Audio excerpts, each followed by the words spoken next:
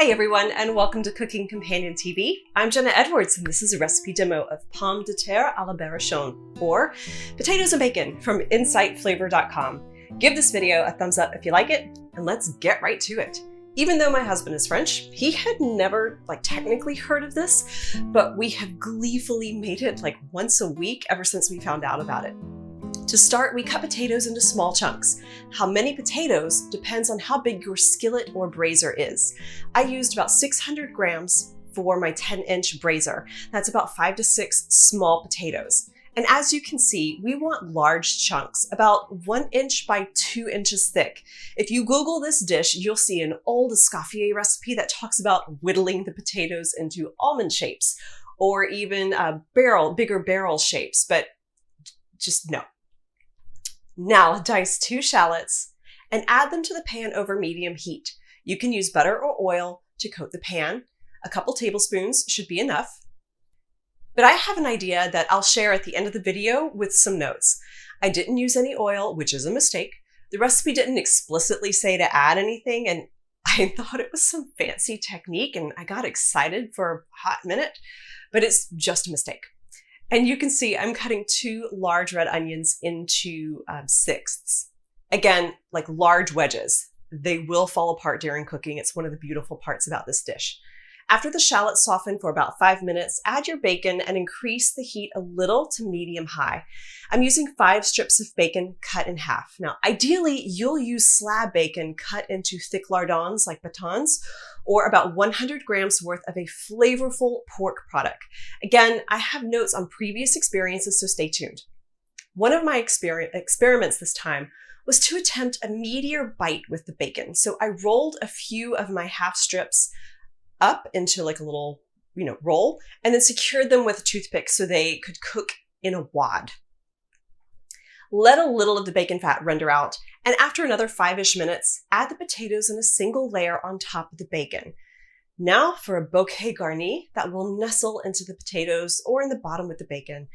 I'm tying together 1 sprig of fresh rosemary, 2 sprigs of fresh thyme, and 1 large sprig of oregano. These are really easy herbs to keep year-round in a garden or windowsill, and I recommend cooking with fresh herbs like this for upgrading all of your home cooking. Pour in 1 cup of white wine and 1 cup of vegetable stock. Chicken stock is an option, but I think it'll overpower everything else. Nestle in your red onion wedges. Give it all a healthy sprinkle of fresh cracked pepper and brush it all with 2 tablespoons of olive oil. Roast it in the oven for an hour at 420 degrees Fahrenheit or 200 Celsius with a fan oven, or about 220 Celsius without a fan. And when it comes out, it'll be oh so golden and creamy and bacony, and you'll have that perfect, thick, brothy sauce at the bottom. Also, I generally find it's a waste to garnish dishes with parsley, but in this case, it helps to brighten things up a touch. It's fine if you don't do this, but it's better if you do, but don't go out and buy an entire bunch for this. You just need a few sprigs. Remove the bouquet garni and serve with mayo or Dijon mustard. It can be a hearty side to anything or a main course in and of itself. We generally just pull right up to the stovetop with our wine and eat it right there. Now for my notes. First, let's talk about the type of bacon. We first diced regular bacon and the flavor was great, but we wanted the bacon to be more toothsome.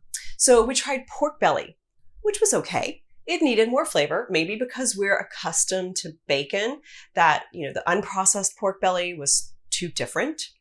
The key would be slab bacon, which is just pre-sliced bacon, and make sure that you have the skin removed. And that I would dice into 1/2-inch long cubes or batons. It's not a common cut that you would see in the store, like all stores, but it would be perfect for this. Next, we found that in the end result, the bacon's soft and we wanted a crispier texture. So next time we'll try, or you can try, cooking the bacon first, letting some fat render, removing the bacon to crisp it up, and using that fat in the pan to cook the shallots. And then add the bacon back at the very end on top of the red onion wedges and the potato chunks. The flavor should still find its way throughout the dish, but that method could allow for the crispy texture of the bacon to stay.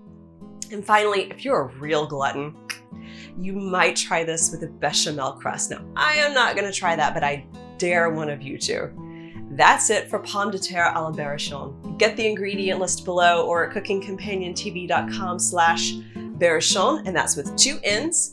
Give this video a thumbs up if you like it, and subscribe to this channel for more demos just like this. I'm Jenna Edwards, and thanks for watching.